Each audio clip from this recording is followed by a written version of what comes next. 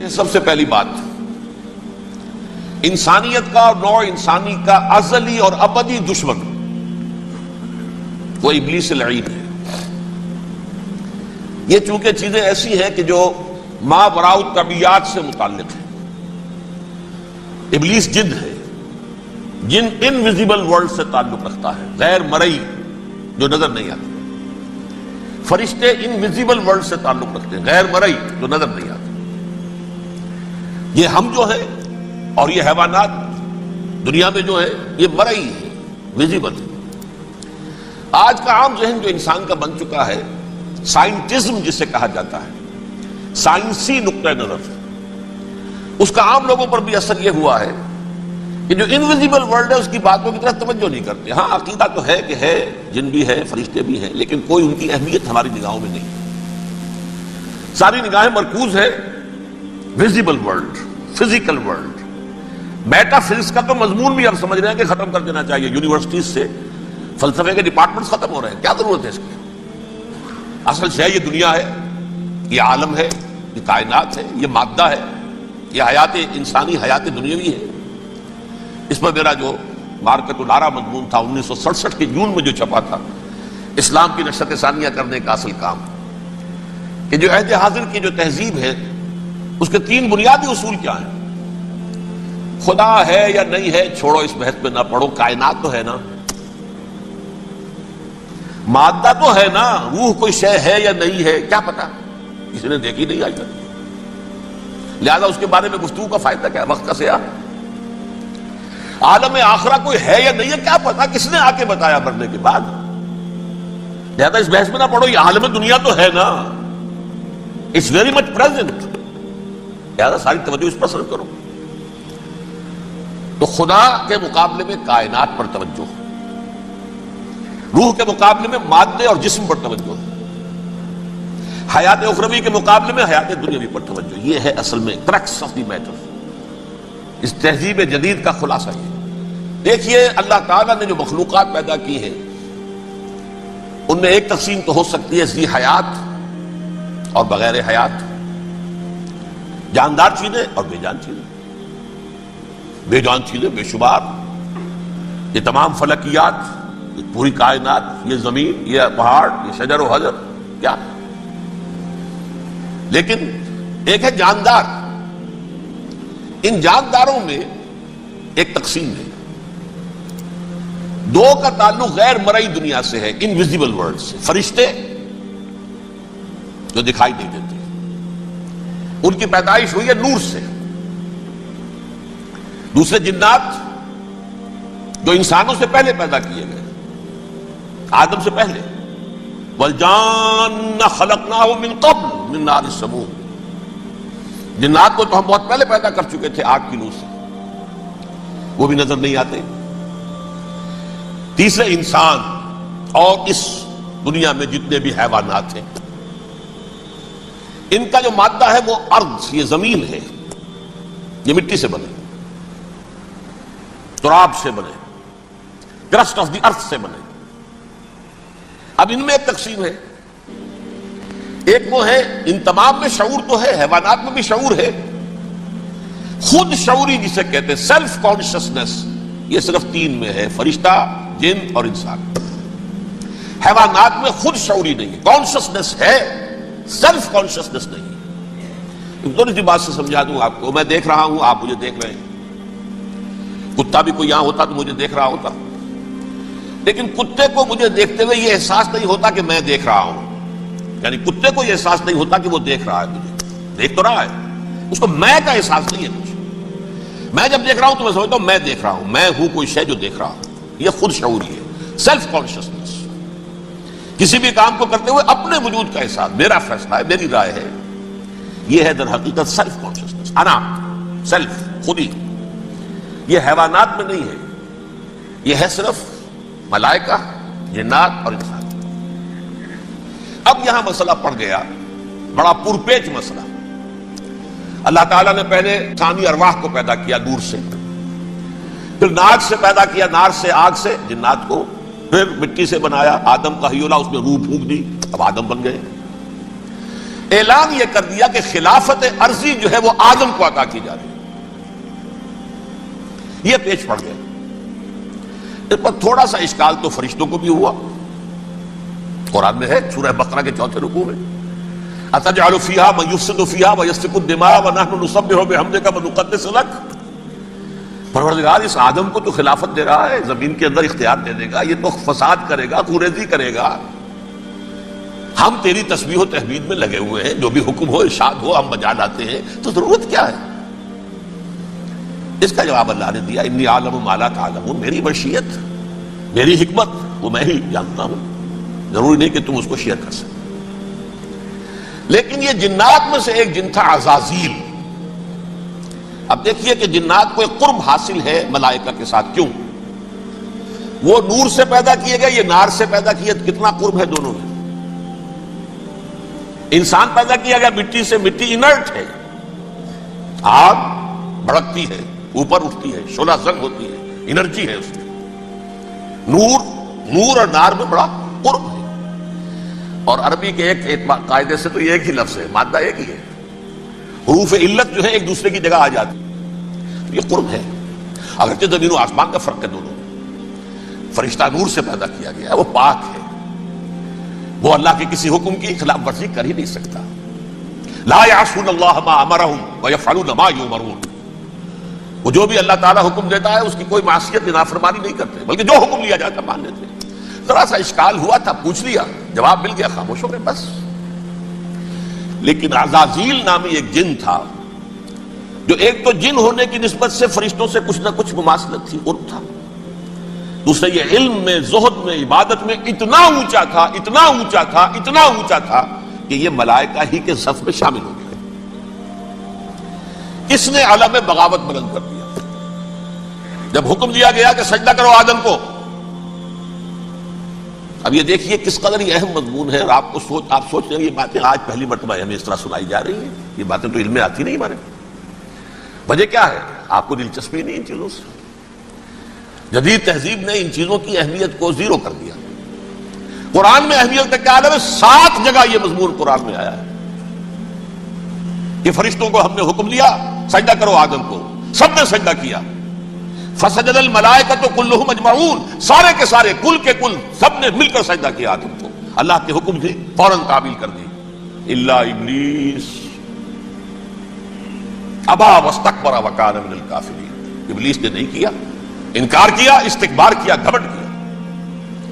اور اس کو سورہ کہف میں بیان کر دیا گیا. یہ اس لیے کہ وہ اصل میں جنات میں سے تھا، اگرچہ شامل تو تھا فرشتوں میں اس وقت. کان من الجن ففسق عن امر ربہ، وہ اصل میں جنات میں سے تھا، اس وجہ سے وہ اپنے رب کے اس فیصلے کے خلاف کھڑا ہو گیا.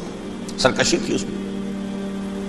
یہ معاملہ اتنا اہم ہے، اب آپ سمجھیے کہ 7 مرتبہ سورہ بقرہ، سورہ اعراف، سورہ حجر، سورہ بنی اسرائیل، سورہ کہف، سورہ طٰہٰ، سورہ صاد، 6 مکی صورتوں میں ذکر ہے یہ، اور ایک مدنی صورت سورہ بقرہ. ان میں سے اکثر مقامات پر پھر جب اللہ نے کہا کہ اچھا تم نے یہ سرکشی کی ہے اور ہمارے حکم کی خلاف ورزی کی ہے تو یہاں سے نکل جاؤ، دفع ہو جاؤ، تم مردود ہو، مردود، ملعون. ان علیک لعنتی الی یوم الدین، اب تجھ پر لعنت رہے گی میری قیامت کے دن تک.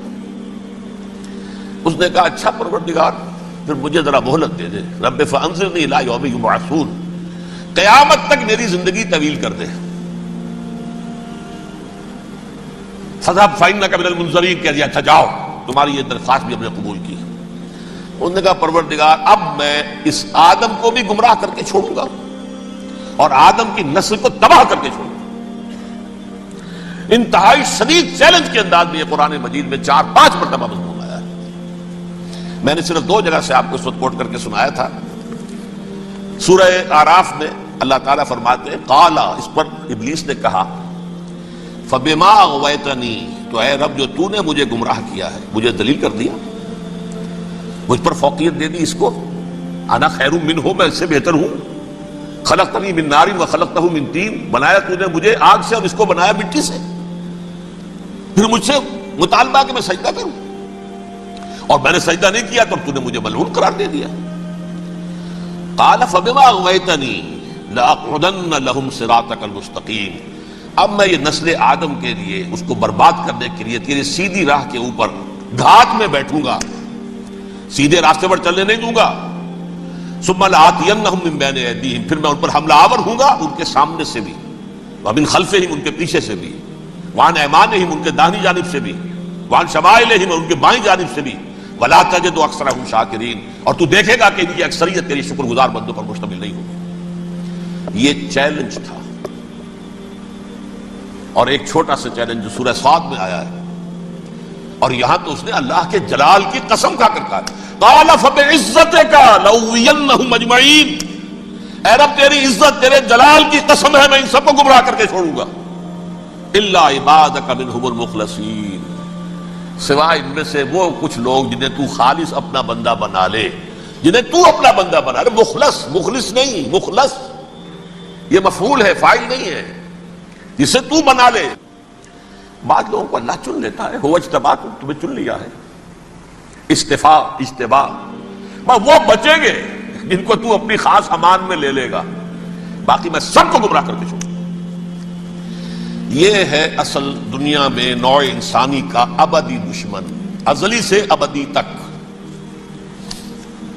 اور اس میں نوٹ کیجئے کہ اس کی اصل بنیاد کیا ہوئی؟ دو لفظ، تکبر اور حسد. استکبرا، تکبر کیا، انا خیر منہ، میں اس سے بہتر ہوں. یہ ساری بس کی گانٹھ یہی ہے، سب سے بڑی گمراہی کی وجہ یہی ہے. اسی لیے کہا ہے حدیث میں، لن يدخل الجنہ من کان فی قلبہ مثقال حبۃ من کبر، جنت میں ہرگز وہ شخص کبھی بھی داخل نہیں ہو سکے گا جس کے دل میں رائے کے دانے کے برابر بھی کبر ہے. تکبر سب سے بڑا جرم ہے. الکبر ردائی، اللہ فرماتا ہے یہ تکبر، یہ تو میری چادر ہے. کوئی شخص تکبر کرتا ہے تو گویا میری چادر گھسیٹ رہا ہے میرے کندھے سے.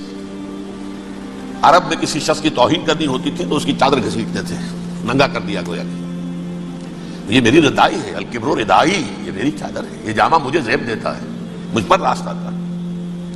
اور حسد، آدم کو جو برتری عطا ہو گئی، اس حسد کی آگ میں وہ جل رہا ہے اور اس کا انتقام لینا چاہتا ہے. آدم سے بھی، آدم کو بھی گمراہ کیا، جنت سے نکلوایا. ویسے نکلنا تو انہیں تھا ہی مشیت اذنی میں، لیکن فوری طور پر اللہ کے حکم کی خلاف ورزی تو کروائی نا. فعصى آدم ربہ فغوى، آدم نے اپنے رب کے حکم کی نافرمانی کی اور گمراہ ہوا عارضی طور پر. یہ دوسری بات ہے، توبہ کر لی، اللہ نے توبہ قبول فرما لی، معاف کر دیا. وہ مستقل جو ہے وہ نسل انسانی پر اس گناہ کا اثر متوارث طور پر نہیں آ رہا ہے، ختم ہو چکا معاملہ، ہوا تھا، ہو گیا. فتلقى آدم من ربہ کلمات فتاب علیہ انہ هو التواب الرحیم. اور توبہ کی شان یہ ہے جب وہ قبول ہو جائے اللہ کی جناب میں، کیا تائب من الذنب کمن لا ذنب له، گناہ سے توبہ کرنے والا ایسے ہوتا ہے جیسے اس نے کبھی گناہ کیا ہی نہیں تھا. لیکن بارہ کو گمراہ کرنے میں کامیاب ہو گیا، حضرت آدم اور حوا کو بھی. اور نوع انسانی کی عظیم اکثریت، عظیم اکثریت، عظیم اکثریت اس کے داؤ میں آئی ہوئی ہے نہیں. کتنے ہیں وہ عباد اللہ المخلصین، الا عبادک منہم المخلصین، کتنے ہیں جو واقعتاً خالصتاً اللہ کے بندے بن گئے، جنہیں اللہ نے اپنا بنا لیا، اپنا قرار دے دیا. اب اس کے ساتھ نوٹ کیجئے، اس ابلیس کے ساتھ ایک فوج بھی ہے جسے قرآن مجید میں کہا گیا ہے یہ اس کی پارٹی ہے، حزب الشیطان. یہ اکیلا نہیں ہے، ایک تو وہ عزازیل ہے، اس کی طویل ترین عمر اللہ نے دے دی، وہ تو قیامت تک رہے گا. باقی بھی جنات جو ہیں ان کی نسل میں سے، یا اس کی نوع میں سے، اس کی نسل میں سے، جنات کی عمریں انسانوں کی عمروں سے زیادہ ہیں، بہت زیادہ ہیں، لیکن پھر بھی اتنی نہیں ہے. یہ خاص ہے اس کا معاملہ کہ اس نے کہا تھا رب انظرنی الی یوم یبعثون، مجھے دے دے مہلت اس وقت تک تاکہ میں ثابت کر کے دکھا دوں کہ جسے تو نے یہ خلافت دیا یہ اس کا اہل نہیں ہے. Let me prove this point. ولا تجد اکثرہم شاکرین، تو ان کی اکثریت کو شکر گزار نہیں پائے گا. وہ ابلیس جو ہے وہ ریکروٹ کرتا ہے اپنے فوجی، اول تو خود جنات میں سے جو اس کے نمبر 1 لشکری ہے. قرآن مجید میں اس کا اشارہ دیا گیا ہے، انہ یراکم ہو وقبیلہ من حیث لا ترونہم. دیکھو لوگو، اے انسانوں، وہ ابلیس لعین عزازیل اور جو اس کے قبیلے کے لوگ ہیں، جنات ہیں، وہ تمہیں وہاں سے دیکھتے ہیں اور تاکتے ہیں اور حملہ کرتے ہیں جہاں سے تم انہیں نہیں دیکھتے. وہ غیر مرئی ہیں، انویزیبل ہے، تمہیں نظر نہیں آتے. ویزیبل دشمن کا وار تو روک لو گے، انویزیبل کا کیسے روکو گے؟ انہو یراکم ہوا وقبیلہ، اکیلا ہی نہیں ہے وہ تو تمہیں تاکتا ہے، تم پر حملہ کرتا ہے، گھات میں لگ کر جو ہے تمہارے اوپر حملہ کرتا ہے، وہ بھی اور اس کے ساتھ اس کے قبیلے کے لوگ، جنات بھی، من حیث لا ترونہم، جہاں سے کہ تم انہیں نہیں دیکھتے. لیکن اس کے علاوہ وہ انسانوں میں سے بھی ریکریوٹ، رنگ روٹ، وہ جو ہے ان کو اپنے پاس رکھتا ہے فوج کے اندر. جس کی سب سے بڑی مثال کیا ہے؟ سورہ مجادلہ میں اللہ تعالیٰ نے منافق، حالانکہ وہ کون تھے؟ بظاہر حضور کا کلمہ پڑھنے والے، حضور کے پیچھے نماز پڑھنے والے، اسلام کا دعویٰ کرنے والے، ان کو اللہ فرماتا ہے اولئک حزب الشیطان الا ان حزب الشیطان هم الخاسرون، یہ شیطان کی پارٹی کے لوگ ہیں. وہاں مقابلے میں آیا ہے اولئک حزب اللہ الا ان حزب اللہ هم المفلحون. یہ دو پارٹیاں ہیں، حزب اللہ اللہ کی پارٹی جو اس کے مخلص بندے ہیں، وہ اللہ کی پارٹی ہے، اور جو شیطان کے مرید بن گئے اس کے ہاتھ پر بیعت کر لی، لہذا وہ اس شیطان کی پارٹی کے لوگ ہیں، چاہے وہ انسان ہو چاہے جن ہو. تو انسانوں میں سے بھی اس کے حزب میں، اس کی پارٹی میں اس کے ایجنٹ ہیں، اور بہت ہیں، بلکہ بہت سے تو ایسے ہیں کہ جو جنات کے بھی کان کتر دیں، ان کو بھی شیطنت سکھا دیں، پڑھا دیں.